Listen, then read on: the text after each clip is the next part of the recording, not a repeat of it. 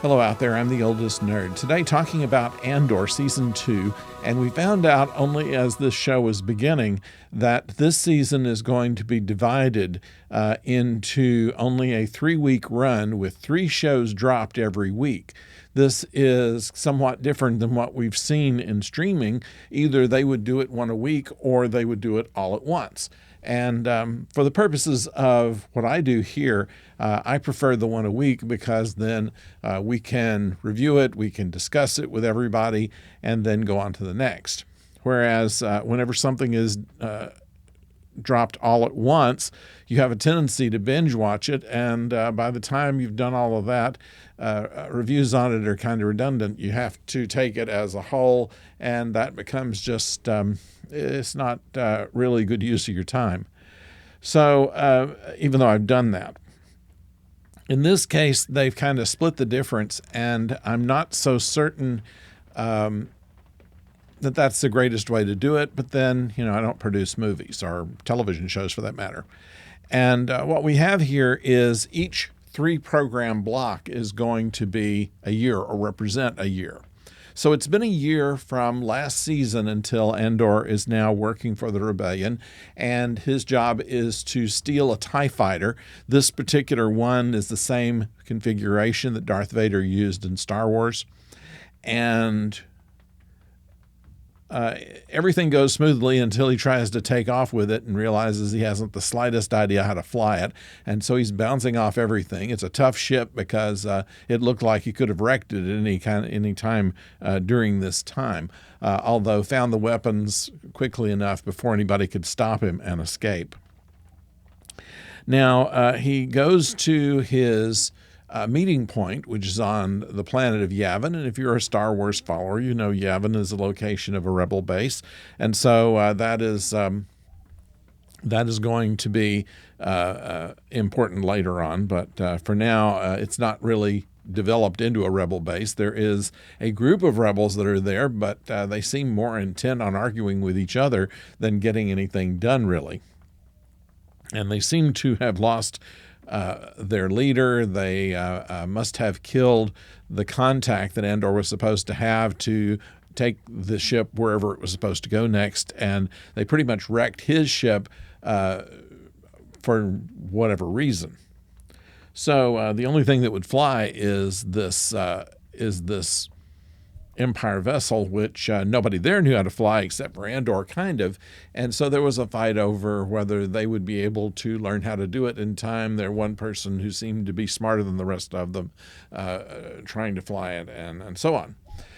Another story is on Jaduria, which is where Mon Mothma has a great estate with her husband. It's a big castle-like thing that only could be castle-like if you think of it in terms of Star Wars. Lots of circular motif and really quite well thought out, I believe. In fact, the sets on all of this are really quite well thought out, and it's a great visual show. It's just that there's a lot of hemming and hawing around that you would think, since they have reduced their number of shows from 5 seasons to 2 seasons, that they would move on with it. And yet there's still a lot of walking around between Mon Mothma and Tay and Luthen and trying to make some sense about what's going on while Mon's daughter is getting married in this arranged marriage that they arranged last season. And there does seem to be some problem that someone might be wise to the fact that she is financing a lot of the Rebel Alliance, and the person, a friend, Tay, who was supposed to kind of cover that all up, starts looking like he's going to start talking to some people until he gets a little bit of a taste of the money. And Mon thinks that she can buy him off, but Luthen assures her that probably that's not going to work. And she says, I don't know what you're saying. And he says, that's kind of a nice place to be, not knowing what I'm saying. But anyway, the party goes on, and they have their ceremony in the circle, and then they have a dance, and then the dance brings out the rock music and or of that sort, and it seems that Mon gets a little drunk and is dancing about, trying to forget about her troubles. Then we have on this farm planet Bix and Brasso and Willen, who were escapees from Ferrix or Phoenix or Phodix, I forget. At any rate, they don't have any travel documentation, and so when the Empire comes to make some inspections of this area, it is something that makes them a little bit concerned, because they're basically illegal aliens and could have something worse than deportation happening to them. And so that's the other setup. And then from the Empire, there is a group that are set up to do this secret plan that is supposed to take this planet and mine away some important material that they need to cover their reactors with, or something like that. And they're going to have to pretty much destroy the planet to do it. And so they're looking for a way that they can propagandize the population to think that that's a good thing for them. And so over 3 episodes, this kind of plays out. And when it's all said and done, Andor gets away with Bix, and we don't know what's going to happen to Mon Mothma. We don't know what's going to happen to Luthen or anybody else for that matter. But they took 3 hours to tell a story, I think, that could have been told in about an hour. And, I guess they just didn't want to come up with 3 episodes for this season, or for what they were going to fill 5 years with. I don't get how they were planning on doing that, except for having the soap opera kind of thing where you move the plot at very tiny intervals and talk it to death.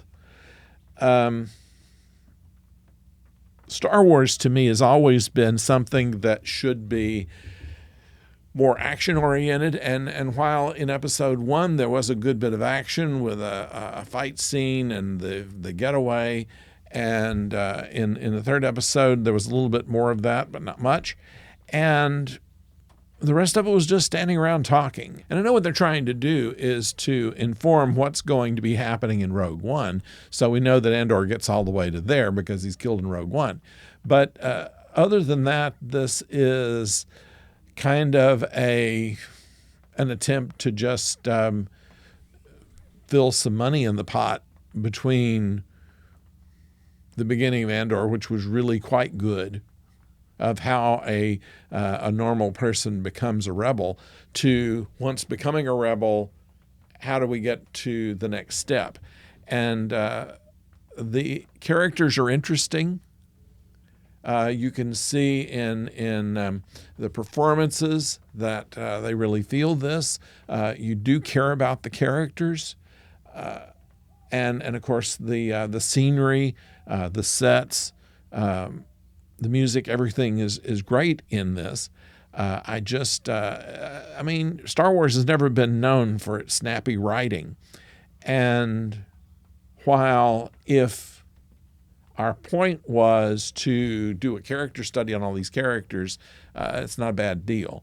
But as far as action adventure, which is what I would expect out of this, I was disappointed. That's the first 3 episodes. We'll see what we can do with the other 6 as they come down. There'll be 3 more coming down next week, and 3 more the week after that, and then we'll be over with this and on to the next thing. So I'd like to know what you think about this. I'm certain that there is some differences of opinion with me as to the significance of all of this. I think that perhaps if you're in deep study of the Star Wars lore, you can talk about the fact that the TIE fighter is something that has been retconned because it was invented right for Darth Vader. Obviously, it wasn't in this case. These characters are all very important before you get to Rogue One. I understand all this, but I'd like to be able to sit down and watch something and enjoy it without having to have Wikipedia next to me. So we have other things we're going to be looking at too. We have the Last of Us coming up on Mondays. Usually we have Doctor Who. That will be, it was Doctor Who on Monday and Last of Us, I think, on Tuesday. And then we will try and keep Andor coming to you on Wednesdays. So that's, or Thursdays, whenever we can get it all put together. At any rate, thank you for joining us. And until next time, don't go far.